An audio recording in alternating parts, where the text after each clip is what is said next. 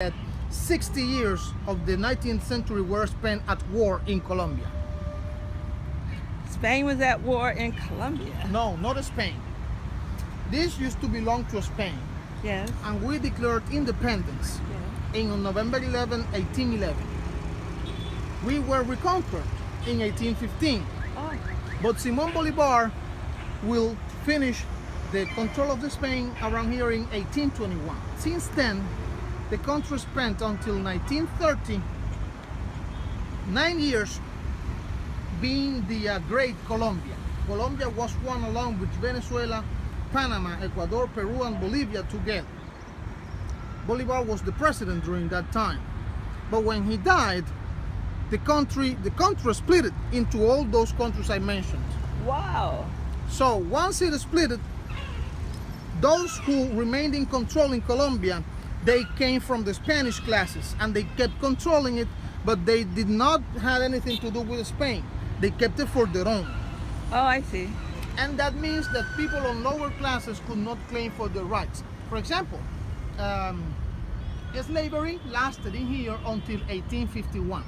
This is because since 1821, when Bolivar abolished it, until 1851, those who remained in control decided not to abolish it at all. So that's what I'm trying to say. Then, the remaining years of the 19th century make that there were lots of wars, and wars that were supported by the powerful countries of outside.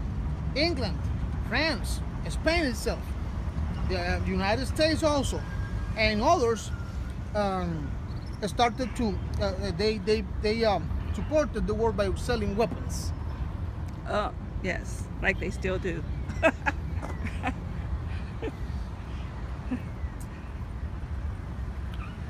Not to mention that in the same time, take advantage and get the resources.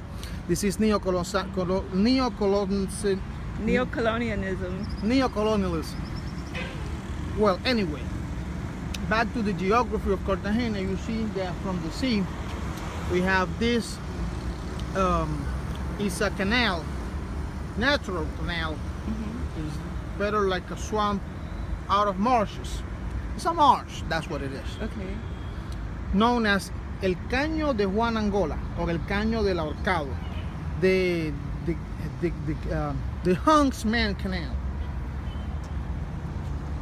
They throw bodies in there? No, well, they had to once, at wartime, the time of war. But they call it that way because on the times of Spain, when slavery was a business,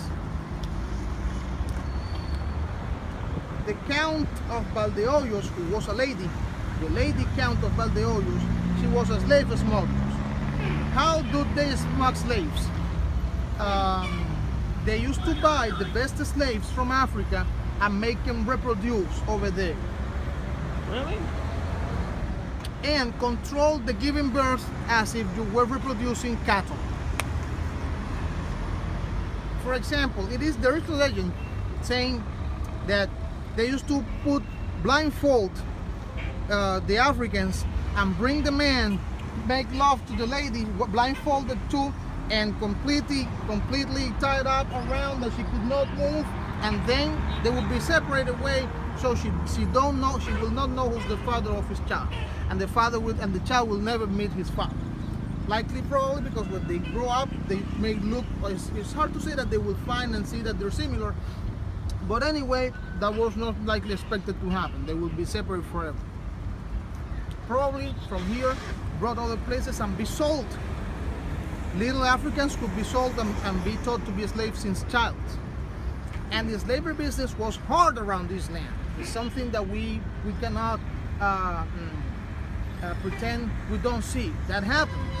It was bad because of being a slavery, but it also brought us the beautiful culture from Africa. It's what we love the most in here.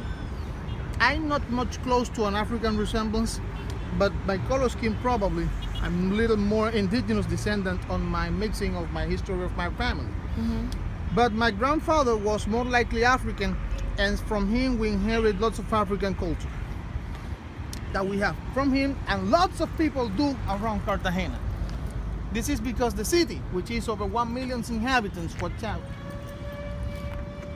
has about an 18% pure African descendant population and a 60% of mixed population in which the 45% has over African blood on their veins. Yeah. Wow.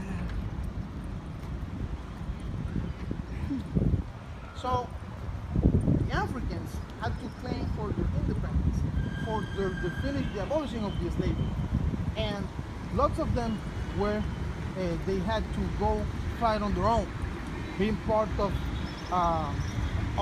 uprising groups that inherit today the guerrillas. Cartagena has the first free African community. So you got Palenque, Palenque. San Basilio de Palenque. de Palenque. You like one? Oh, no, gracias. It's okay. San Basilio de Palenque is the first free of slavery town in the Americas.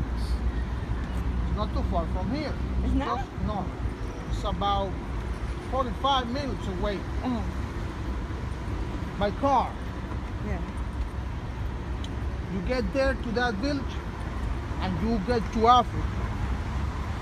They keep lots of their African traditions, but they are fighting against, they are struggling against modernity, who wants to establish their modernity traditions. So that has been inevitable, and because of that you have people who decide to leave the village because they want to live at the modern life. Yeah. And when they go outside, they usually make the world shake by achieving big achievements. Really? Yes. You have, for example, Ernesto Cervantes Kid Pambelé, world boxing champion of the welter junior in 1970s. He was a boxer living over there, and he was good. And in local fightings, he used to win.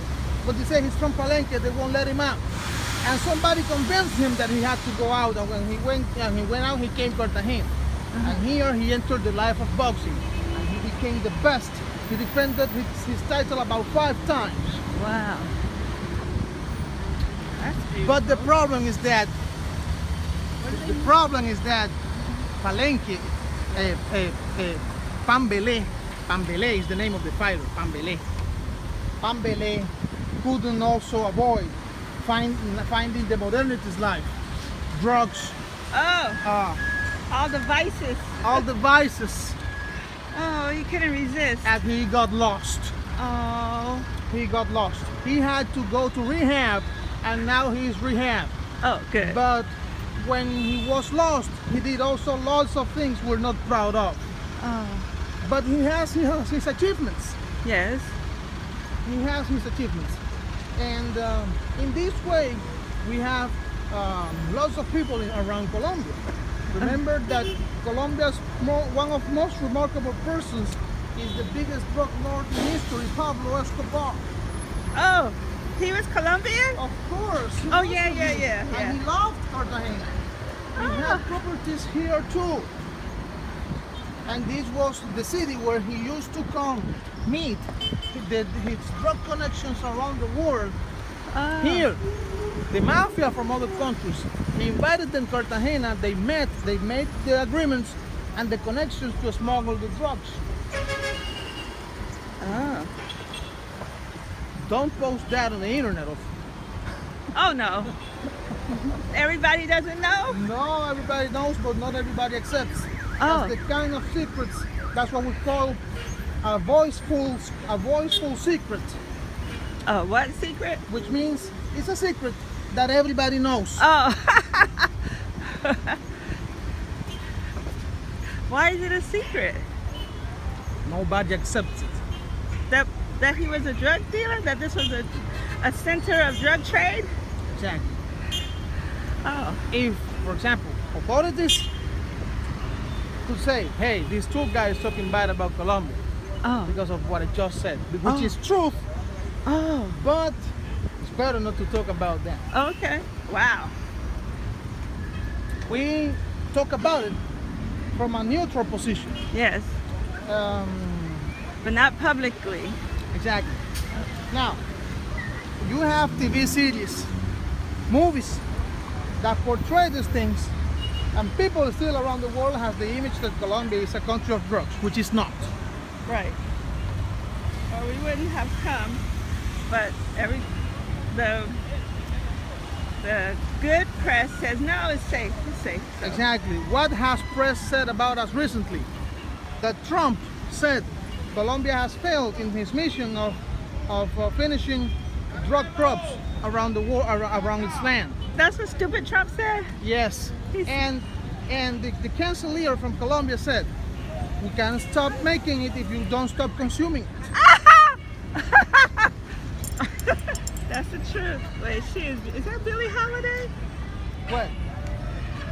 Who's that? No, that's Africa. That's Africa? Represented on a woman. Oh.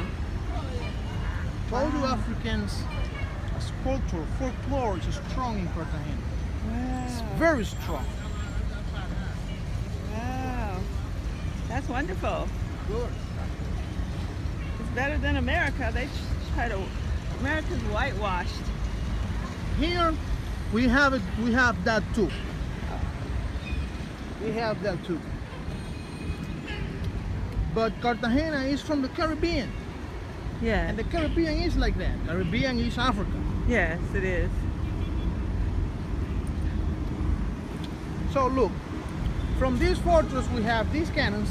This is the fortress of Saint Peter Martyr.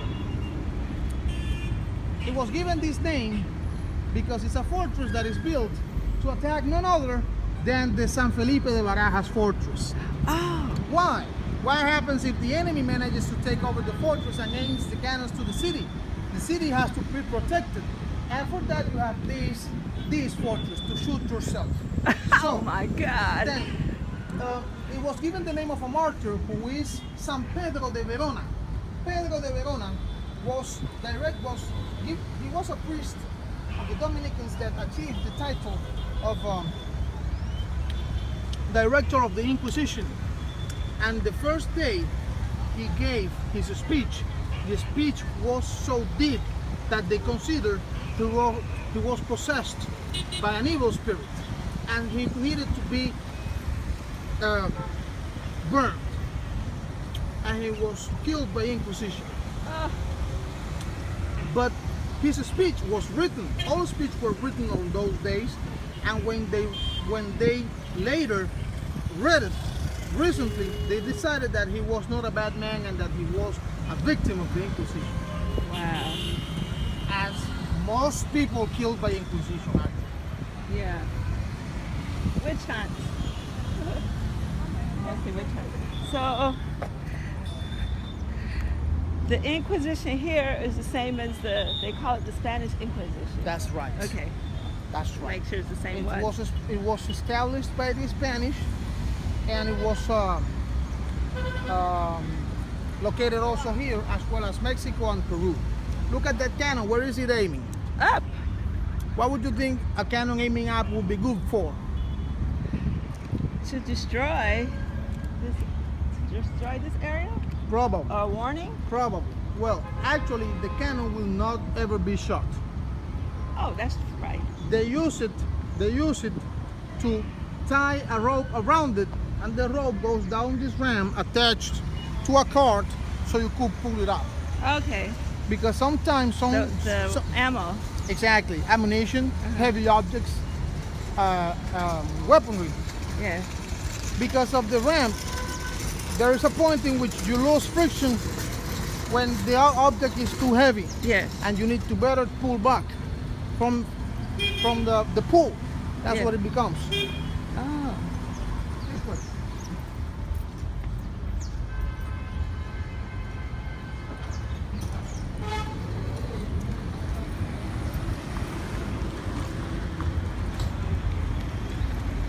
Here, you will take a closer look of what it is.